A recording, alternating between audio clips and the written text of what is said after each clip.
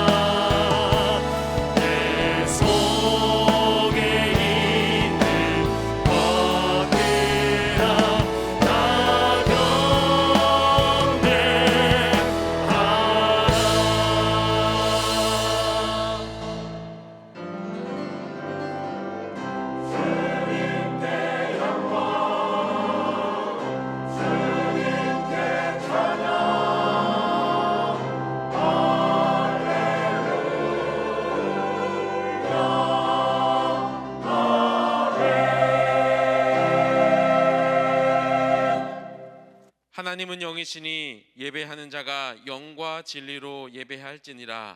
아멘. 다 함께 사도신경으로 우리의 신앙을 고백하겠습니다. 전능하사 천지를 만드신 하나님 아버지를 내가 믿사오며 그 외아들 우리 주 예수 그리스도를 믿사오니 이는 성령으로 잉태하사 동정녀 마리아에게 나시고 본디오 빌라도에게 고난을 받으사 십자가에 못 박혀 죽으시고 장사한 지 사흘 만에 죽은 자 가운데서 다시 살아나시며 하늘에 오르사 전능하신 하나님 우편에 앉아 계시다가 저리로서 산자와 죽은 자를 심판하러 오시리라. 성령을 믿사오며 거룩한 공회와 성도가 서로 교통하는 것과 죄를 사하여 주시는 것과 몸이 다시 사는 것과 영원히 사는 것을 믿사옵나이다. 아멘. 다 함께 자리에 앉으셔서 찬송하시겠습니다.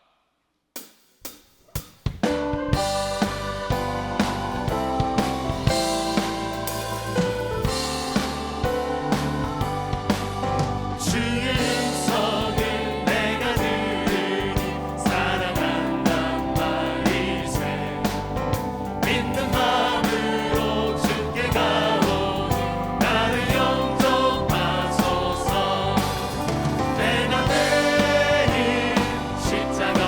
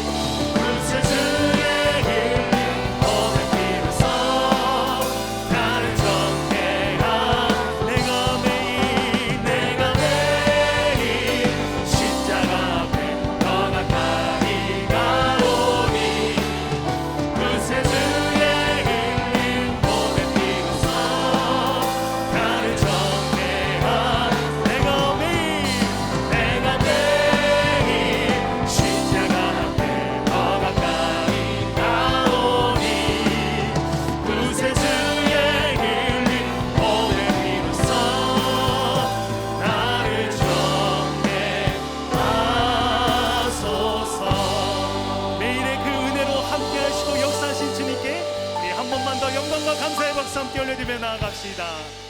아멘, 아멘, 아멘.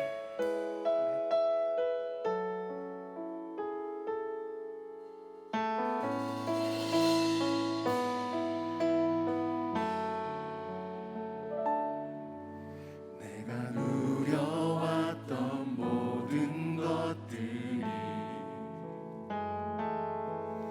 내가 지나왔던 모든 시간이 내가 걸어왔던 모든 순간이 당연한 건 아니라 은혜였어. 아침 해가 뜨고 저녁에 노을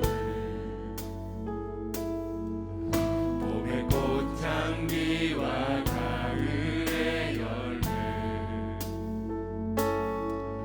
변하는 계절의 모든 순간이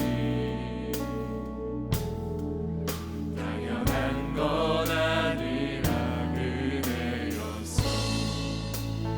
모든 것이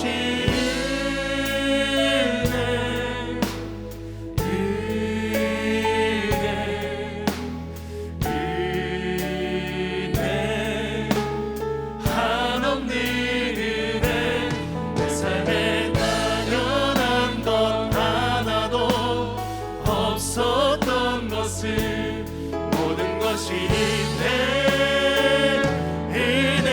은혜였어. 내가 누려왔던 모든 것들이 내가 지나왔던 모든 시간이 내가 걸어왔던 모든 순간이 당연한 것 아니라 은혜였어. 아침 해가 뜨고 저녁에 노을 봄의 꽃향기와 가을의 열매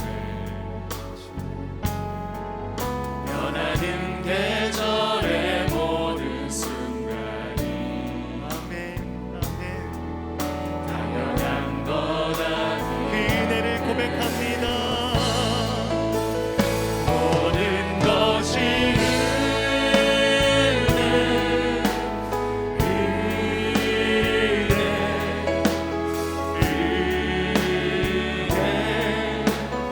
한없는 은혜 내 삶에 당연한 것 하나도 없었던 것을 모든 것이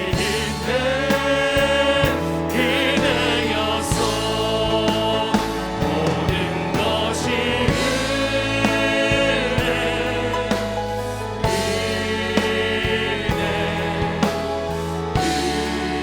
은혜 한없는 은혜 내 삶에 당연한 것 하나도 없었던 것을 우리 삶의 모든 것들이 그분의 은혜였음을 고백합니다.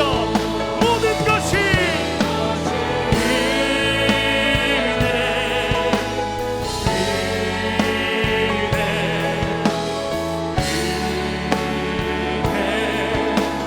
한없는 은혜 내 삶에 당연한 것 하나도 없었던 것을 우리 삶의 모든 것이 주님의 은혜입니다.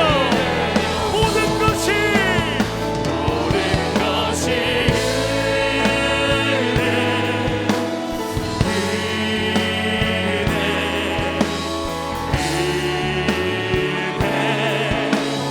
한없는 은혜 내 삶에 당연한 것 하나도 없었던 것을 모든 것이 은혜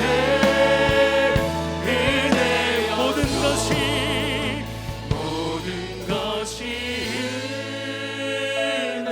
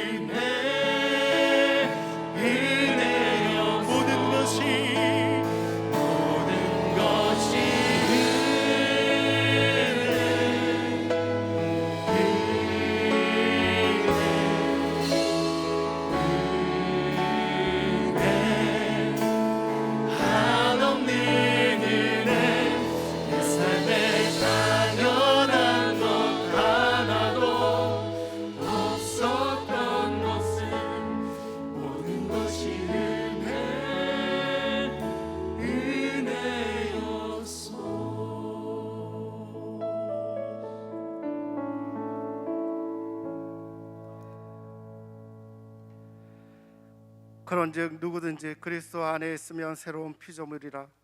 이전 것은 지나갔으니 보라 새 것이 되었도다. 만물이 생동하는 봄날을 허락하신 하나님 아버지, 추운 겨울이 지나고 아름다운 꽃이 피는 따뜻한 봄날에 저희들 주님 앞에 예배자로 서게 하시니 감사드립니다. 우리 몸과 마음과 생각도 새롭게 하시고 믿음 또한 성령으로 강하게 붙들어 주시길 원합니다. 우리 구주 예수 그리스도의 고난을 통해 영원한 죽음의 자리에 있던 우리를 생명의 자리로 옮겨주시고 하나님의 자녀로 삼아주신 그 은혜를 찬양합니다. 예배자로서 하나님 앞에서 우리의 삶을 돌아봅니다. 죄와 방종과 나태함 속에 살았던 저희들을 용서하여 주시고 예배를 통하여 회복되며 하나님의 은혜를 다시 알며 말씀 안에 바로 서는 시간이 되게 주시옵소서. 사랑의 하나님, 이번 주는 고난 주간으로 특별 새벽 기도가 시작됩니다.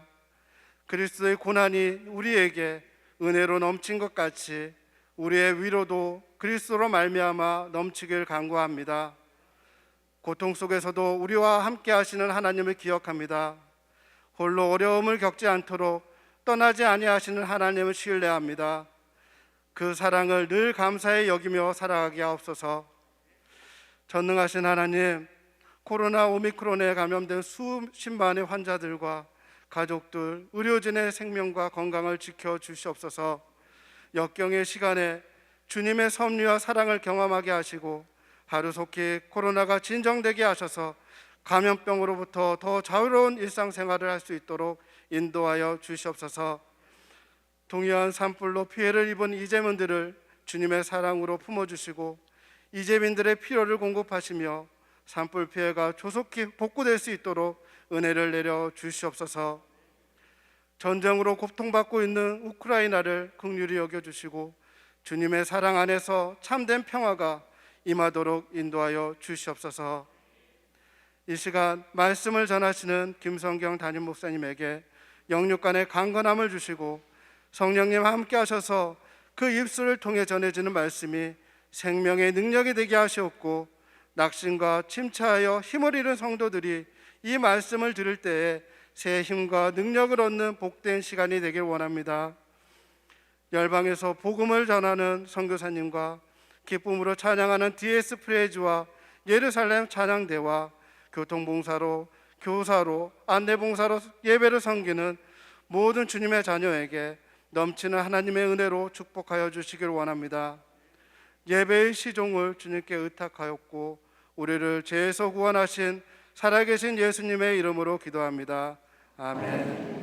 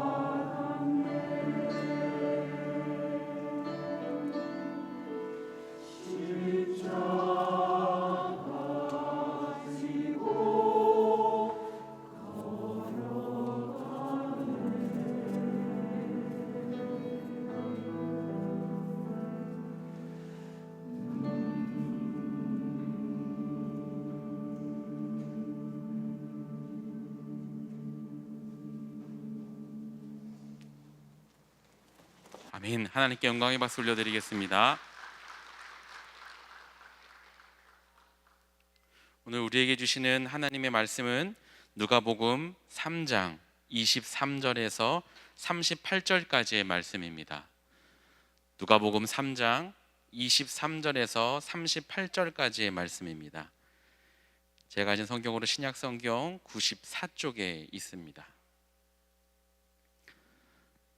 누가복음 3장 23절에서 38절까지의 말씀. 다 찾으신 줄 알고 제가 봉독하겠습니다. 예수께서 가르치심을 시작하실 때에 30세쯤 되시니라. 사람들이 아는 대로는 요셉의 아들이니 요셉의 위는 헬리요, 그 위는 맏다시요, 그 위는 레기요, 그 위는 멜기요, 그 위는 얀나요, 그 위는 요셉이요, 그 위는 마따디아요, 그 위는 아모스요, 그 위는 나훔이요, 그 위는 에슬리요, 그 위는 낫게요, 그 위는 마아시요, 그 위는 마따디아요, 그 위는 서머인이요, 그 위는 요색이요, 그 위는 요다요, 그 위는 요하나니요, 그 위는 레사요, 그 위는 스룹바벨이요, 그 위는 스알데일이요, 그 위는 네리요, 그 위는 멜기요, 그 위는 아띠요, 그 위는 고삼이요, 그 위는 엘마담이요, 그 위는 에르요, 그 위는 예수요, 그 위는 엘리에세요, 그 위는 요림이요, 그 위는 맏다시요, 그 위는 레기요, 그 위는 시므온이요, 그 위는 유다요, 그 위는 요셉이요, 그 위는 요남이요, 그 위는 엘리아김이요,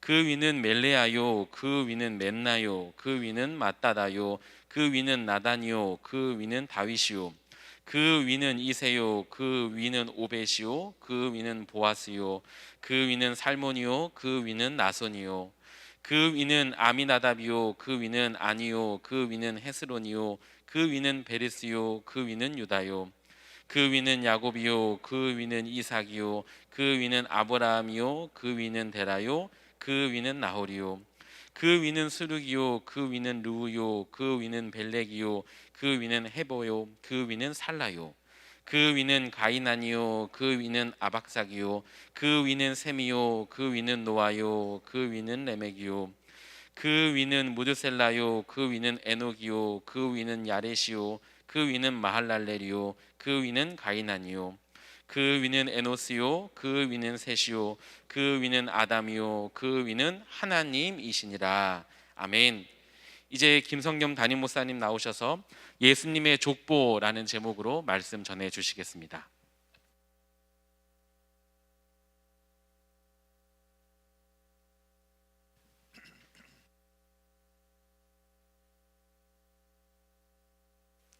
(2022년 4월 10일) 주일 예배 함께하고 계시는 동산의 가족들을 환영하고 축복합니다.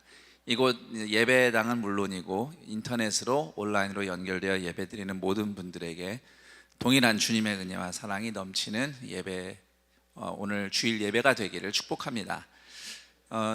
제가 코로나에 걸려서 주일 설교를 2번을 못하게 될 줄은 사실 생각도 못했습니다. 하나님의 은혜로 또 여러분의 기도로 잘 회복되어서 이 자리에 선 것을 기쁘고 감사하게 생각하고요.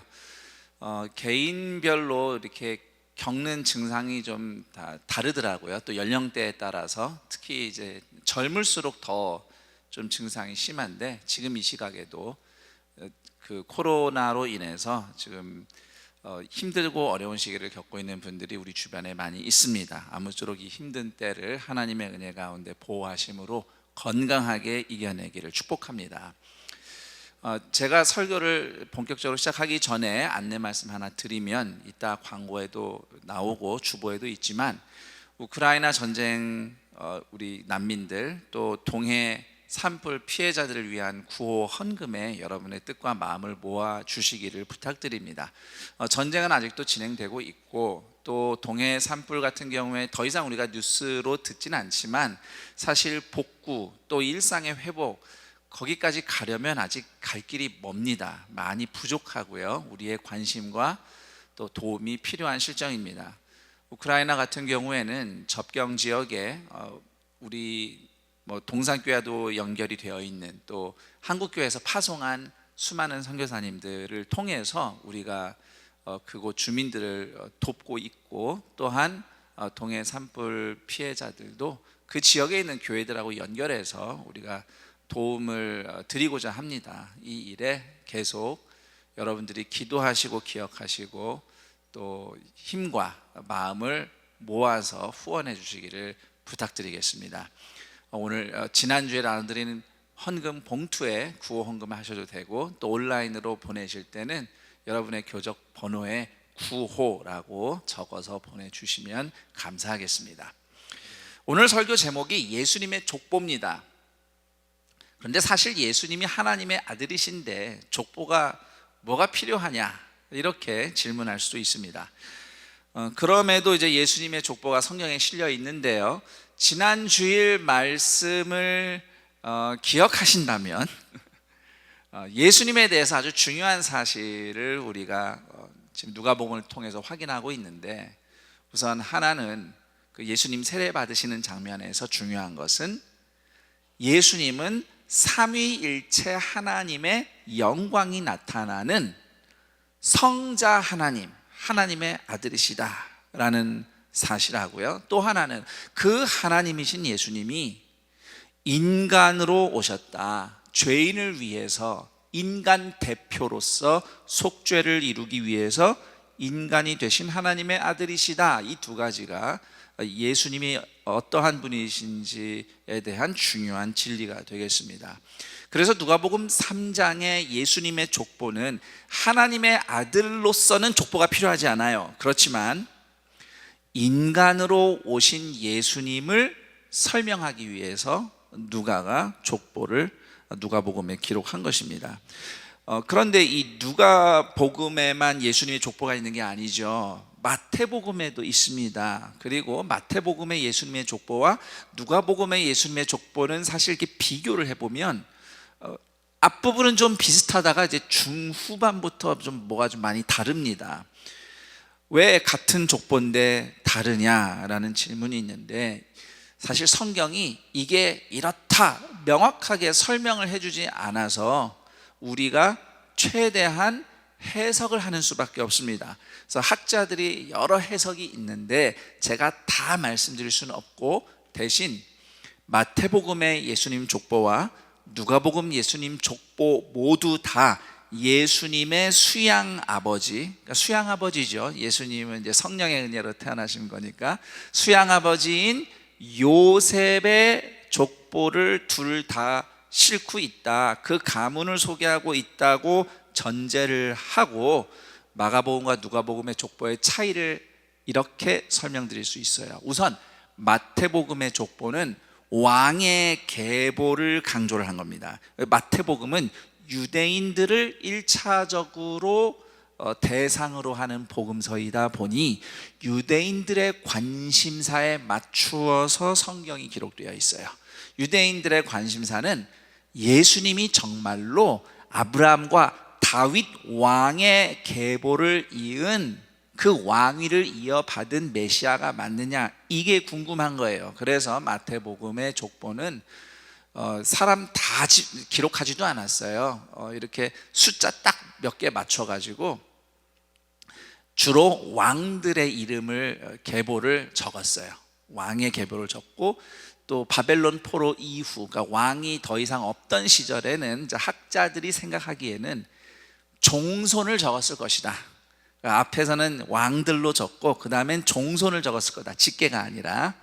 그래서 예수님이 이제 다윗 왕의 정통성을 가졌다는 것을 유대인들에게 어필하기 위해서 적은 것이 마태복음의 족보라면, 누가복음은 유대인들보다는 이방인들을 대상으로 한 복음서이기 때문에 이방인들은 유대인들처럼 그런 거에 관심 있는 게 아니고 예수님이 하나님의 아들이시라는데, 신이라고 하시는데 정말 사람이 돼서 오신 게 맞느냐, 이게 궁금한 거예요, 이방인들한테는. 그래서 누가복음은 예수님이 정말 인간으로 오셨다는 것을 보여주려고 직계를, 정말 그 직계 관계를 족보로 표현한 것이다, 이렇게 학자들이 이야기를 합니다. 그래서 누가복음의 족보는 예수님이 하늘에서 뚝 떨어지신 것이 아닙니다. 환상으로 나타나신 것도 아닙니다. 정말로 아버지와 조상이 분명히 있는 인간으로 이 땅에 오셨습니다. 주님이 이 땅에서 만날 수도 있고 말할 수도 있고 손도 잡아볼 수 있는 그러한 사람으로 오신 하나님이십니다. 이것을 누가가 강조하려고 족보를 적어 놓은 것입니다. 자, 그런데 예수님의 족보 안에 이름들을 보면 이제 하나님하고 예수님 빼고 75명의 이름이 나옵니다. 그런데 75명의 이름을 보면 우리가 아는 사람들도 있어요. 예를 들면 스룹바벨, 다윗, 보아스, 야곱, 이삭, 아브라함, 에녹, 셋, 이런 사람들은 소위 이제 믿음의 사람이다, 하나님의 신실한 사람들이라고 우리가 기억하는 대표적인 인물들이라면, 그 외의 사람들은 인생을 어떻게 살았는지 알 수가 없어요. 도대체 어떤 사람들인지 알 수가 없고요. 또 어떤 이름들은 명백하게 하나님 몰랐던 사람, 우상 숭배하던 사람, 죄 지은 사람, 그런 사람들이 또 있습니다. 드러납니다.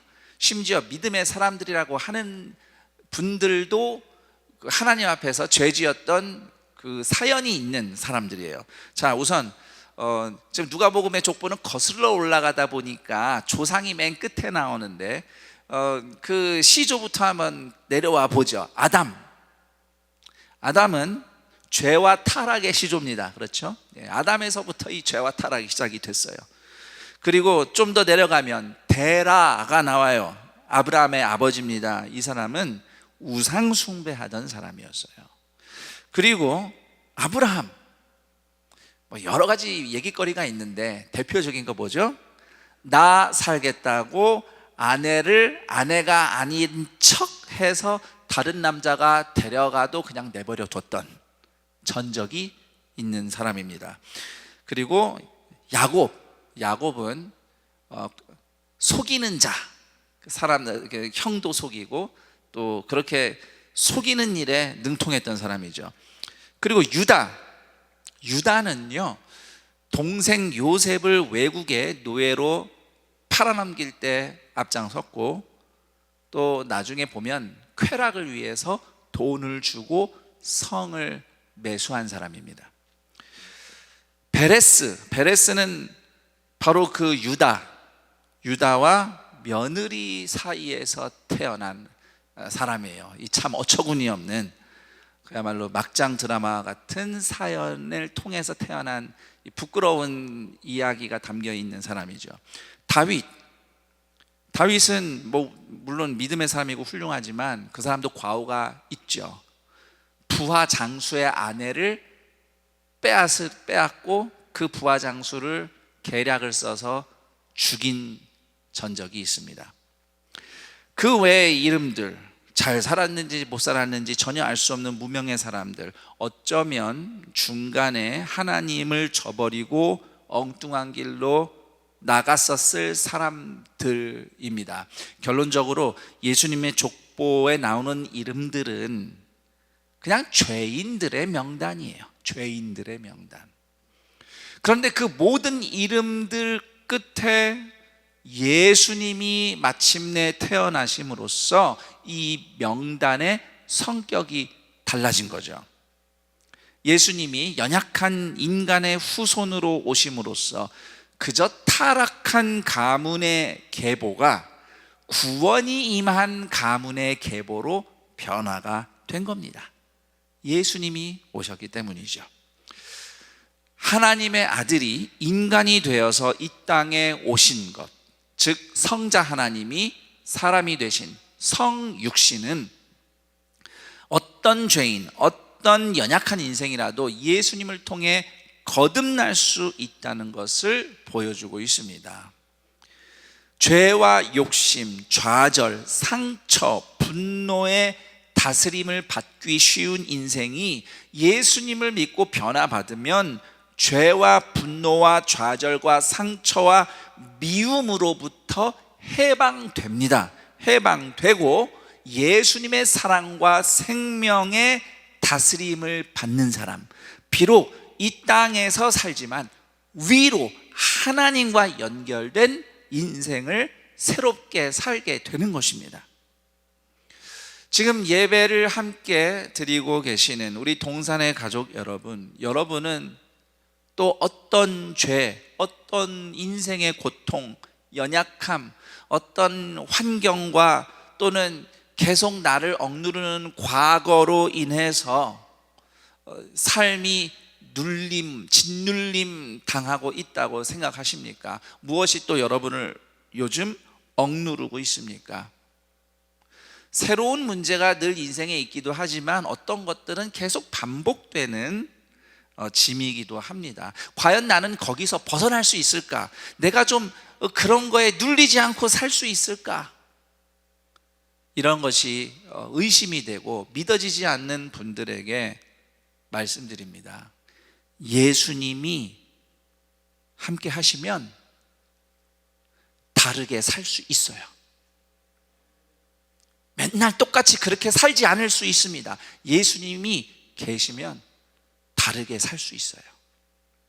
그 강력한 증거 한 가지를 말씀드릴게요.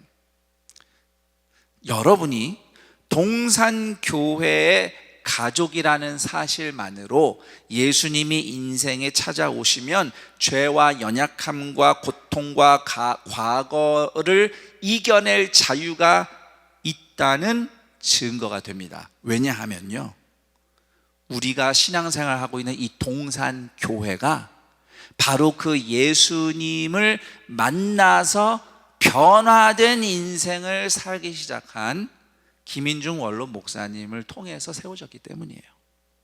김인중 목사님이 예수님을 만나시기 전의 인생, 제가 이 시간에 다 말씀드릴 수는 없어요. 목사님이 직접 얘기하셔야 흥미진진하죠. 동산교회 오래된 멤버들은 그때 그 이야기들 다 기억하고, 또 지난 수년간 동산에 새롭게 가족이 되신 분들, 서점에 목사님의 책이 여전히 계속 있습니다. 사서 읽어보셔도 좋고, 또 그 코로나 때문에 우리가 부흥회를 좀 연기를 했는데 상황이 조금 더 나아지고 함께 하기 적당한 때에 집회 때 김인중 목사님 모시면 또 목사님을 통해서 직접 그때 그 시절 이야기들을 들을 수 있을 겁니다. 그때를 기약하고요. 예수님을 만나기 전에 목사님의 인생은 간략하게 말씀드리면 도대체 인간적으로는 극복할 수 없는 고통과 슬픔과 죄와 연약함과 분노였어요. 그런 것들이 완전히 짓누른 인생. 사람은 상처를 받으면 그 상처의 영향을 되게 많이 받잖아요. 우리 각자도 그런 것들이 있고요. 그런 논리로 생각해 보면요, 목사님이 어렸을 적에 성장기에 겪은 상처들을 생각하면요, 우리가 생각하는 김인준 목사님 이런 인생을 사실 수 있는 가능성이 조금도 보이지 않아요. 조금도 보이지 않아요. 그런데 오로지 예수님을 만난 그 은혜 하나로 인생이 바뀌고, 그래서 죄와 고통과 연약함이 아니라 예수님 다스림 받는 삶으로 하나님이 목사님을 바꿔주셨어요. 그리고 그 하나님께서는 예수님 만나서 변화된 김인준 목사님과 그 가족을 통하여서 동산교회를 세우셨습니다. 한 사람의 인생을 예수님을 통해서 바꿔서 교회를 세우셨고요. 오늘날에 이르는 동산교회의 유산이 바로 그렇게 해서 일어난 겁니다. 그리고 오늘 우리는 동산교회 성도로서 신앙생활을 하고 있어요. 그렇기 때문에 여러분 각자 개인이 그런 하나님의 은혜를 체험한 분도 계시고, 또 어떤 분들은 아직 그 정도로 체험을 못하신 분도 계실 거예요. 우리의 경험은 다양하니까. 그렇지만 여러분 각자의 경험이 어떠하든지 간에 일단 그런 것들은 둘째 치고라도 동산교회 식구라는 사실만으로 한 사람의 인생에 예수님이 오셔서 완전히 바뀌니까 그 인생을 통해 하나님이 세우신 교회에 우리가 함께 신앙생활을 하고 있다는 이 사실만으로 연약한 인생에 예수님 오시면 거듭날 수 있다는 증거가 되는 겁니다. 살다 보면 죄와 고통, 연약함, 상처, 분노, 좌절, 힘들고 어려운 환경, 어두운 과거, 가난, 이런 인생의 문제들이 거스를 수 없는 중력처럼 느껴질 때가 많아요. 그렇지만 그럼에도 내 삶에 예수님이 계시니까, 예수님 믿는 믿음 있고 예수님 말씀이 있으니까 나는 오늘 죄와 연약함과 질병과 힘든 환경에, 가난에, 고통에 눌리지 않을 자유가 있는 겁니다. 그런 것이 하나도 없는 인생은 없어요. 이 땅에 살기 때문에. 그러나 그럼에도 예수님 따라서 예수님의 다스림을 받는 말 한마디, 예수님의 다스림을 받는 생각 하나, 예수님의 다스림에 순종하는 한 걸음을 선택할 자유가 예수님을 주님으로 고백하는 여러분들에게 있습니다. 이게 어떻게 가능한가? 사람으로는 할 수 없으나 하나님으로서는 다 하실 수 있느니라. 그리고 고린도후서 3장 17절, 주의 영이 계신 곳에는 자유가 있느니라. 빌립보서 4장 13절, 내게 능력 주시는 자 안에서 내가 모든 것을 할 수 있느니라. 부유하든 가난하든 건강하든 병들었든 환경에 지배받지 않고 부유하다고 우쭐하고 편안해하고 교만할 것도 아니고 가난하다고 눌리고 부끄러워하고 절망할 것도 아니고 어떤 환경에서도 나는 환경의 다스림을 받는 게 아니라 오직 나를 내 사랑하는 아들이다 딸이다 말씀하시는 하나님 아버지를 믿는 믿음과 소망과 사랑으로 살아내고 살아나는 동산의 가족들이기를 축복합니다. 더 나아가서 예수님의 족보는 세대와 세대를 잇는 하나님의 신실하심을 증거합니다. 예수님의 족보는 누가복음을 보면 위에서 아래로 내려오는 족보가 아니라 아래에서 위로, 과거로 거슬러 올라가는 족보이죠. 그래서 이 족보를 거슬러 올라가면 맨 위에 누가 나오죠? 하나님이 나옵니다. 이 예수님의 족보의 근원이신 하나님께서 약속하신 말씀이 있어요. 아담이 타락한 직후에 하나님이 바로 약속하셨어요. 인간을 죄로 유혹한 뱀, 사탄의 머리를 칠 구원자를 보내줄 거다. 여자의 후손이 나중에 태어날 거다. 약속하셨어요. 그리고 이 누가복음 3장 족보의 맨 마지막에 태어난 인물이 바로 성령의 능력으로 동정녀를 통해 태어난 예수님이십니다. 그러니까 족보의 시작점에서 하나님이 주신 약속이 족보의 끝에서 예수님과 함께 성취가 된 거예요. 그래서 예수님의 족보는 세대와 세대를 잇는 하나님의 신실하심을 보여주고 있다 하겠습니다. 아무리 시간이 오래 지나도 또 각 세대마다 죄가 있고 문제가 있고 어려움이 있다 할지라도 하나님은 결국 약속대로 이루시는 신실한 하나님이시라는 것입니다. 예수님의 오심, 우리의 구원은 전적으로 하나님의 은혜, 하나님의 신실하심으로 이루어진 것이고요. 하나님 홀로 다 이루실 수 있어요. 그분이 혼자 다 하실 수 있어요. 그런데 하나님께서는 꼭 시대마다, 각 세대마다 신실한 사람들과 함께 일하시기를 기뻐하십니다.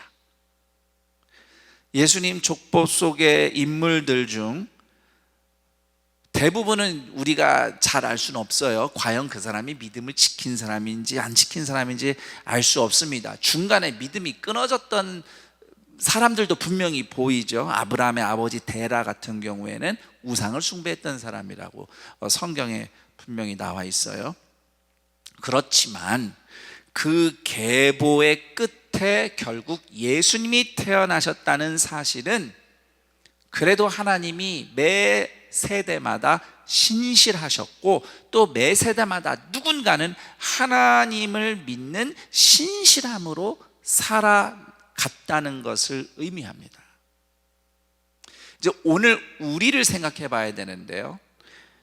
그 시절 하나님의 약속대로 예수님이 태어나신 것처럼 하나님의 약속대로 예수님이 다시 오실 겁니다. 데살로니가전서 3장 13절 너희 마음을 굳건하게 하시고 우리 주 예수께서 그의 모든 성도와 함께 강림하실 때에 하나님 우리 아버지 앞에서 거룩함에 흠이 없게 하시기를 원하노라. 자, 예수님 다시 오셔요. 그렇기 때문에 예수님 다시 오실 때까지 하나님이 우리를 신실하게 지켜주십니다.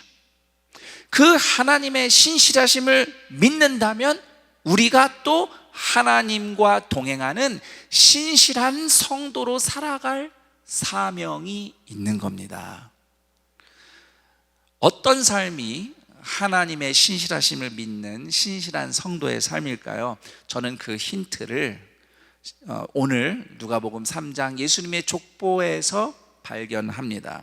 특히 그 예수님의 족보에서 36절에서 38절 사이에 아담에서 노아까지 이어지는 이 계보를 좀 집중해서 봅니다. 자, 노아 시대는 노아 가족만 하나님을 믿었어요. 그 수많은 사람들 중에 하나님을 예배하는 사람이 아무도 없었어요. 다 자기 욕심, 욕망 따라서 자기 행복만 추구하며 죄로 타락한 시대였습니다. 근데 그 와중에 노아 가족이 하나님을 믿는 신실한 성도로 살아간 데는 이 족보를 잘 보고 성경을 창세기를 잘 참고하면 아담이 전해준 하나님의 말씀이 있었다는 것을 우리는 알 수 있어요. 아담이 전해준 말씀이 있어요. 자, 아담은 하나님께 어떤 말씀을 들었죠? 타락한 직후에 여자의 후손이 태어날 것이다. 뱀의 머리를 깰 것이다. 구원자 보내주시겠다는 하나님의 약속의 말씀을 들었습니다. 아담이. 그리고 아담과 하와 벌거벗고 있었잖아요. 가죽옷을 입혀주시려고 하나님이 동물을 희생시키셨죠. 아담이 이 얘기를 전해준 거예요. 후손들에게. 아담이 이 말씀을 전해줬기 때문에 아담의 아들 아벨이 예배드릴 때 어린 양 희생제사를 드렸어요. 그리고 창세기 4장 26절에 보면 에노스, 아담의 손자 에노스가 처음으로 하나님을 여호와 하나님의 이름을 부르며 예배했다고 기록되어 있어요. 여호와라는 하나님의 이름은 그냥 그분의 이름이기만 한 게 아니라 구원하시는 하나님이라는 의미가 강조되는 이름이에요. 그래서 하나님은 이스라엘 백성 출애굽 구원하실 때 나는 너희를 애굽에서 구원해낸 여호와이니라 이렇게 말씀하시는 거예요. 그래서 여호와를 찾았다는 것은 구원하시는 하나님을 찾았다는 겁니다. 그러니까 아담한테 말씀을 들었으니까 에노스가 이렇게 예배를 하는 거예요. 자, 그리고 노아도 그 말씀을 들어서 믿음을 지킨 거죠. 자, 이 누가복음 3장 36절에서 38절에 나오는 이름들을 잘 보면은 그 38절에 에노스가 아담의 이제 손자예요. 에노스에서 36절에 그 노아까지 보면은 몇 세대가 지나야 돼요. 그러니까 노아는 까마득한 후손인데 창세기 말씀대로 그 시절에는 하나님의 특별한 섭리로 수명이 길었던 시대죠. 계속 그 생육하고 번성하기 위해서. 그래서 이 나이를 계산해 보면 에노스와 노아가 공존했던 시간이 86년입니다. 그러니까 에노스와 노아가 86년을 공존할 수 있었어요. 이 얘기가 무슨 얘기냐면 만약에 아담의 후손들 중에 하나님이 너무 믿음이 참 좋고 하나님이 사랑해서 죽음을 보지 않고 그냥 천국으로 데리고 올라간 그 에녹 빼고 아담의 아들들이 만약에 후손들이 다 정말 타락했다, 그러니까 최악의 상황을 전제를 해볼 때 에노스 이후에 전부 다 하나님을 떠났다고 만약에 우리가 상정을 하더라도, 가정을 하더라도, 에노스가 여호와의 이름을 부르며 예배했던 에노스가 노아하고 86년을 공존했기 때문에 에노스라도 노아에게, 아담에게 받은 말씀을 가르쳐 줄 기회가 있었던 거예요. 그러니까 노아는 하늘에서 뚝 떨어져서 믿음 생활 잘한 게 아니라 전에 받은 말씀이 있어서 신실하게 그 시대를 살았던 거고, 또 때가 되니까 방주를 만들라는 하나님의 말씀을 직접 듣는 이제 은혜도 누리게 된 것이죠. 각 세대에 신실하신 하나님은 각 세대마다 신실한 사람들을 일으키셔요. 구원의 말씀을 듣고 말씀을 따라 사는 사람들을 세워 나가십니다. 노아 시대처럼 인간의 욕망을 채우는 게 최고의 행복이라고 말하는 오늘날, 신실하신 하나님이 함께 하시는 신실한 사람들은 저기 아무개 집사님, 아무개 권사님, 어느 장로님이 아니라 바로 지금 예배를 드리고 계시는 여러분 한 사람 한 사람이라는 것을 꼭 기억하셔야 됩니다. 남이 아니고 바로 여러분 자신이 하나님이 세우시는 신실한 사람이어야 한다는 것입니다.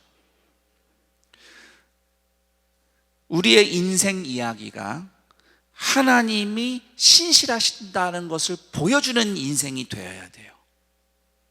어떻게 예수님이 우리를 구원하셨는가, 그 복음의 이야기를 오늘도 날마다 듣고 또 말씀대로 우리가 믿는 바를 따라 하루하루 인생을 사는 겁니다.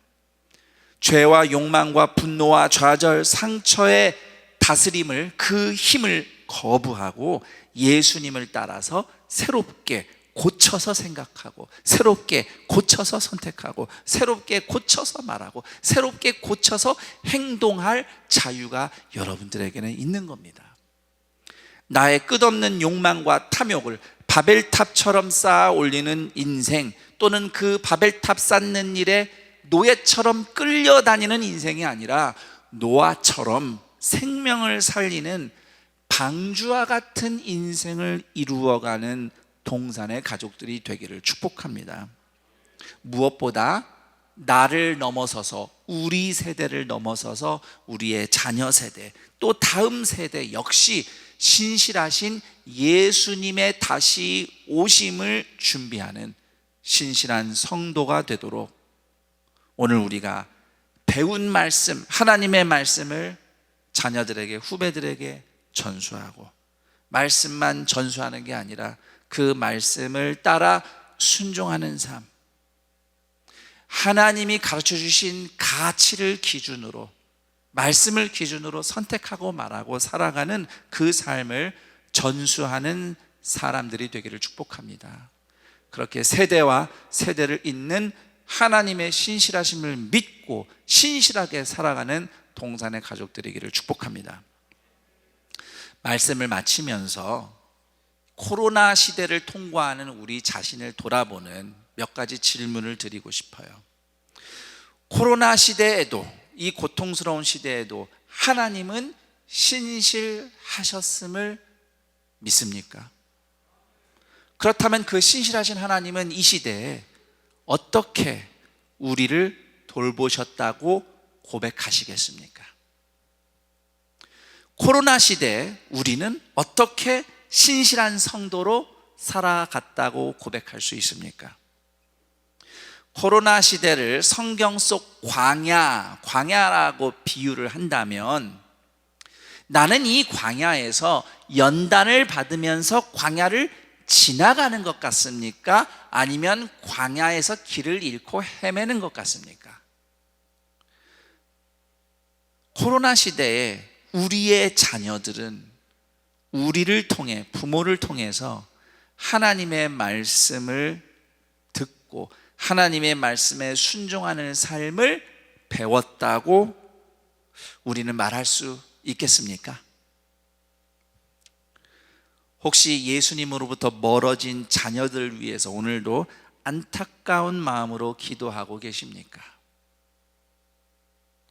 세상과 이웃들이 오늘 우리 그리스도인을 볼 때, 교회를 볼 때 정말 예수님의 사랑이 보이는 구원의 방주라고 생각할까요? 아니면 십자가만 걸려있는 바벨탑이라고 생각할까요? 성경을 잘 모르는 사람들, 심지어 나는 하나님 안 믿을 거니까 나 교회 데려가려고 나한테 전도하지 마 라고 하는 사람들도 그리스도인이라고 하면 기대하는 게 있어요. 나는 교회 안 갈 거야 라고 하는 사람에게도 그래도 교회라고 하면 기대하는 바가 있단 말입니다. 뭘 기대하겠습니까? 정말 하나님이 계시는 게 드러나는 거 보고 싶은 거예요. 하나님의 빛, 그분의 영광. 언제 이웃이, 세상이 우리를 통해 하나님의 빛과 영광을 볼까요? 우리가 이렇게 교회에 모여서 우리끼리 이렇게 예배를 잘 드리는 모습을 볼 때 하나님의 영광을 본다고 세상과 이웃이 말할까요? 또는 여러분들이 또 우리가 교회에서 그래도 내가 교회에서 집사다, 권사다, 장로다, 목사다, 내가 어디서 섬긴다, 셀리더다, 직분이 있는 거, 내가 어떤 사람인지 그거 들을 때 세상 사람들이 하나님의 영광 보인다 이렇게 말을 할까요? 이 질문과 관련해서 저는 여러분에게 호세아서 6장 6절 말씀을 꼭 읽어드리고 싶어요. 하나님이 하신 말씀이에요. 하나님이 이스라엘 백성에게 하신 말씀이에요. 나는 인애를 원하고 제사를 원하지 아니하며 번제도 좋지만 번제보다 하나님을 아는 것을 원하노라. 우리에게 하나님의 사랑이 나타나고 의로움이 나타나고 진실함이 나타나고 용서가 나오고 거룩함이 보이고 겸손이 보이고 섬김이 보이고 희생이 보일 때 세상이 우리를 통해 하나님이 정말 신실하시구나, 하나님의 빛을 보게 될 것입니다. 베드로후서 3장 11절이 우리에게 질문합니다. 너희가 어떠한 사람이 되어야 마땅하냐? 이 질문에 대해 우리는 무엇이라고 답을 해야 할까요? 이 질문들을 생각하니 지금 나의 모습, 우리의 모습이 너무 부족하고 형편없어서 죄송한 마음이 큽니다. 그렇지만 아직 늦지 않았어요. 늦었나 싶었을 때 요셉 가문을 통해서 예수님이 이 땅에 오셨습니다. 그 예수님이 오늘 우리와 함께 계십니다. 우리는 아브라함하고 다윗하고 아무 상관도 없는 사람들이에요. 그런데 예수님을 영접했다는 그 사실만으로, 예수님을 믿는 것만으로 우리는 예수님 족보에 들어간 하나님의 아들, 딸들입니다. 너는 내 사랑하는 아들이라, 내 사랑하는 딸이라 하시는 하나님의 음성을 오늘도 듣고 신실하신 하나님의 자녀답게 생각하고 선택하고 말하고 행동하는 그리스도인, 우리 동산의 하나님의 사랑하는 아들, 딸들이 되기를 축복합니다. 그래서 어떤 죄인, 어떤 연약한 인생도 예수님 믿으면 다르게 살 수 있다는 것을 보여주는 인생.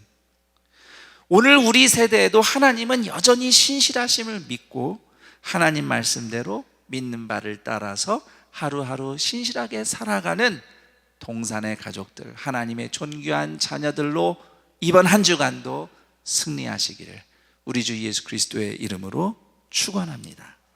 아멘. 자, 함께 기도하는 시간을 갖겠습니다. 오늘 말씀을 들으면서 하나님이 내게 특별히 가르쳐 주신 말씀, 또 내가 기도하기 원하는 기도의 제목이 떠오를 것입니다. 성도님들의 기도를 돕기 위해서 질문 2개를 드리겠습니다. 우선 한 가지 질문은 내 인생 찾아오신 예수님 덕분에 죄와 연약함에 굴복하지 않고 믿음으로 살아냈던 때가 언제였는가 생각해 보시기 바랍니다. 지난 한 주간 물론 우리가 넘어진 일이 많아요. 그렇지만 솔직히 여러분, 넘어지기만 했습니까? 아니죠. 예수님 붙잡고 일어난 때도 있었죠. 그때가 언제인지 생각해 보세요. 연약해서 10번을 넘어질지언정 난 그래도 예수님 이름으로 한 번이라도 일어났다. 괜찮습니다. 그렇게 예수님의 다스림 받았던 때가 언제였는지 한번 생각해 보시고요. 하나님, 나를 다스려 주셔서 감사합니다. 나 이번 한 주간도 물론 많은 어려움과 연약함이 있지만 거기에 눌리지 않고 예수님 다스림 받으며 살게 해주세요. 감사하며 은혜를 구하며 기도하기 바랍니다. 두 번째 질문입니다.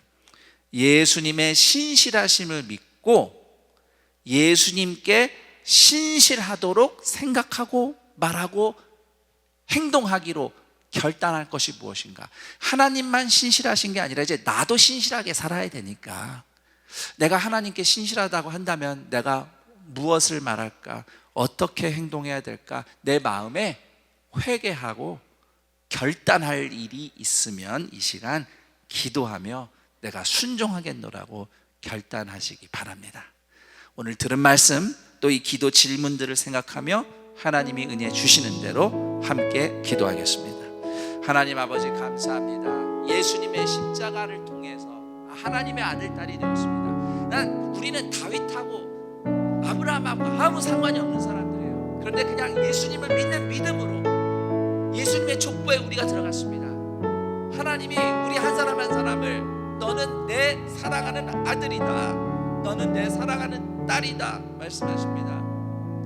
세상 사람들이야 겉모습으로 가진 것 가지고 이것저것 따지면서 사람 판단하지만 하나님은 오직 예수님의 십자가 은혜로 우리를 자녀로 부르시고, 오늘도 이 힘들고 어려운 때에 죄와 연약함이 아니라 예수님의 다스림 받는 인생으로 살아가도록 우리를 인도하심을 믿습니다. 하나님, 수많은 고통이 있어요. 아픔이 있습니다.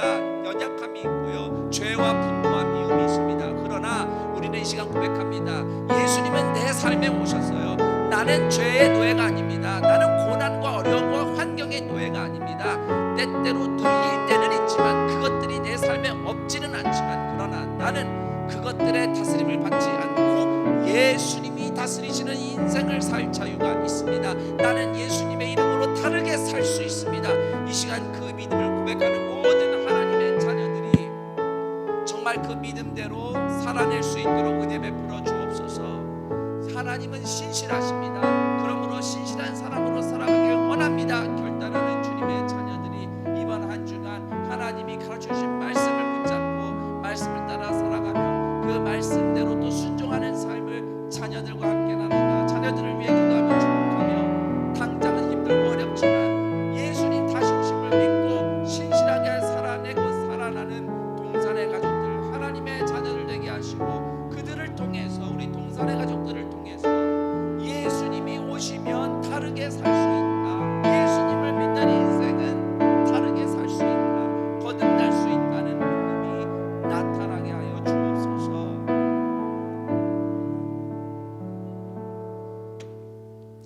하나님 감사합니다. 연약한 죄인들의 족보를 통해서 오신 예수님, 그 예수님 덕분에 더 이상 우리는 죄와 연약함의 종이 아니라 예수님의 제자로 하나님의 자녀로 살아갈 자유와 권세를 얻었음을 이 시간 믿습니다.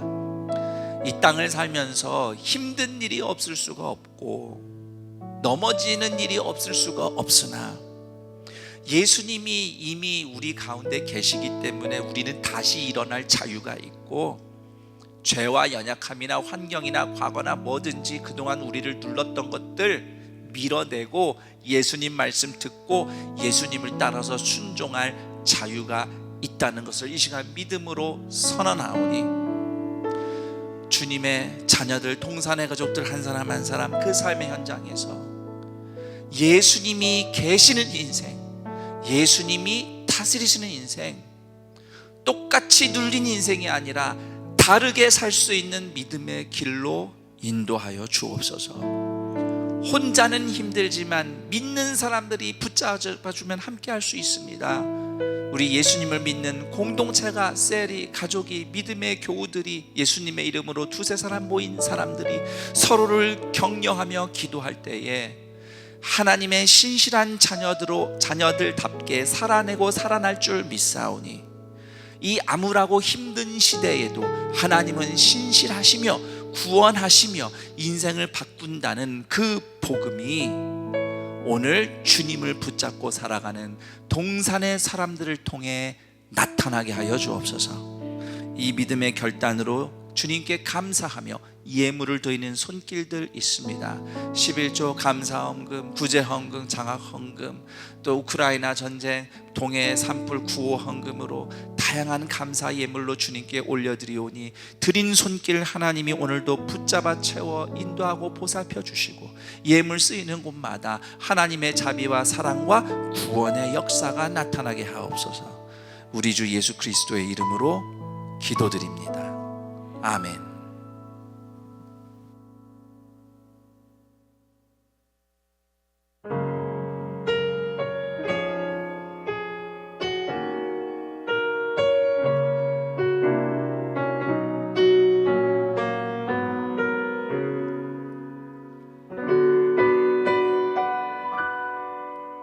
왜 나를 깊은 어둠 속에 홀로 두시는지, 어두운 밤은 왜 그리 길었는지, 나를 고독하게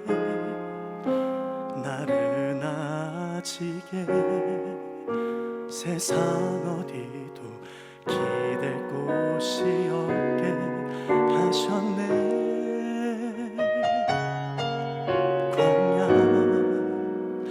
광야에 서 있네.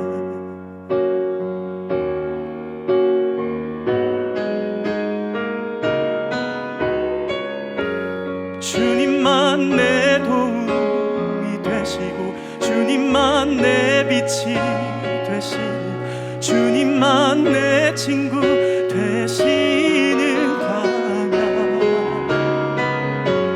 주님 손 놓고는 단 하루도 살 수 없는 곳,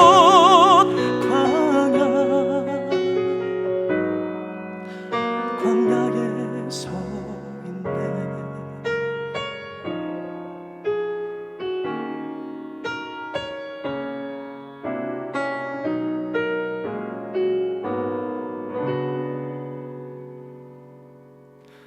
왜 나를 깊은 어둠 속에 홀로 두시는지, 어두운 밤은 왜 그리 길었는지,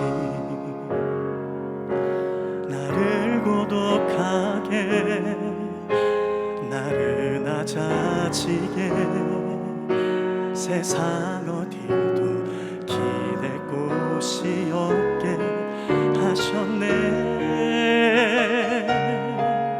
광야에 서 있네.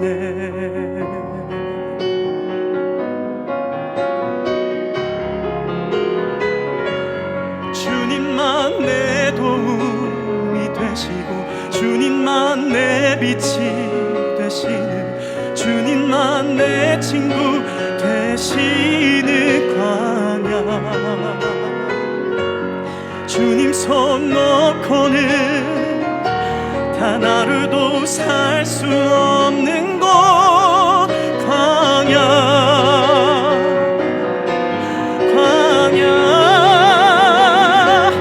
주께서 나를 사용하시려, 나를 더 정결케 하시려, 나를 택하여 보내신 그곳 광야.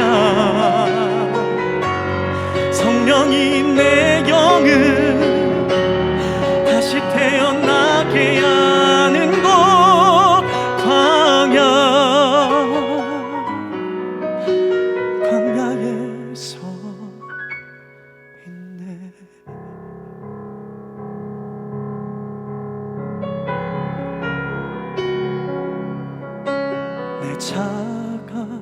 산산이 깨지고 높아지려 했던 내 꿈도 주님 앞에 내어놓고 오직 주님 뜻만 이루어지기를 나를 통해 주님만 드러나시기를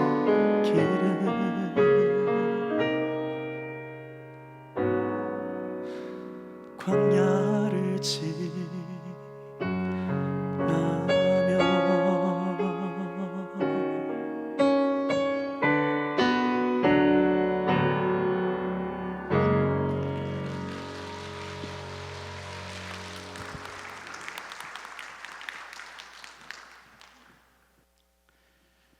오늘 동산교회 현장 예배와 온라인 예배로 함께하는 모든 분들을 주님의 이름으로 환영하고 축복합니다. 오늘 저희 동산교회에 처음 오셨거나 등록하기를 원하시는 분은 손을 들어 표해 주시길 바랍니다. 네, 감사합니다. 아울러 예배 전에 등록해 주시면 새가족부에서 더욱더 잘 섬겨도록 하겠습니다. 온라인 예배로 함께 하시면서 또한 등록하길 원하시는 분들께서는 아래 안내되는 교회 번호로 전화 주시면 등록을 도와드리겠습니다. 교회 소식을 알려드리겠습니다. 4월 17일 다음 주일은 부활주일입니다. 온 땅에 주님의 부활 승리가 선포되기를 기도하며 하나님께 감사 예물을 드리시길 바랍니다. 온라인으로 헌금 시 교적 번호 뒤에 부활을 표기해 주시길 바랍니다. 고난주간 교구별 특별 새벽 기도회가 4월 11일 월요일부터 16일 토요일까지 각 교구별 장소에서 진행됩니다. 청년대학교구도 공동체별 정해진 장소와 시간에 고난주간 특별 기도회가 진행됩니다. 아울러 특별 새벽 기도회 기간 중 본당 1층 큰 수폴에서는 기존 새벽 기도회도 진행됩니다. 부활절 특별 새벽 기도회가 4월 17일 다음 주일 본당과 학교 예배당에서 연합으로 드려집니다. 임시당회 안내입니다. 임시당회가 오늘 오후 1시 30분에 네오비전 센터 7층 에스더 홀에서 있습니다. 하단 박스 보시면 우크라이나 동해안 산불 구호 헌금 안내 드립니다. 현장 예배 시 구호 헌금 봉투를 사용하여 주시고 온라인 헌금 시 교적 번호 뒤에 구호를 표기해 주시길 바랍니다. 예수 그리스도의 사랑이 어려움에 처한 이웃들에게 잘 전해지도록 많은 참여 부탁드립니다. 이번 주에 6가정의 결혼 예식이 있습니다.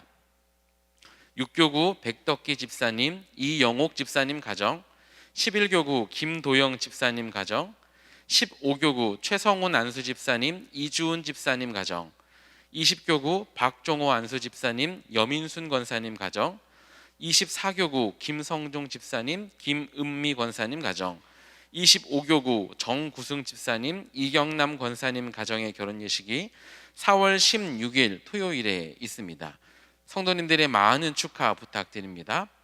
교회 소식의 자세한 내용과 그 외 임명 알림 모집 등은 주보와 홈페이지를 참고해 주시길 바랍니다. 이제 모두 자리에서 일어나셔서 여기에 모인 우리 찬양하신 뒤에 김성겸 담임 목사님 나오셔서 축도해 주시겠습니다.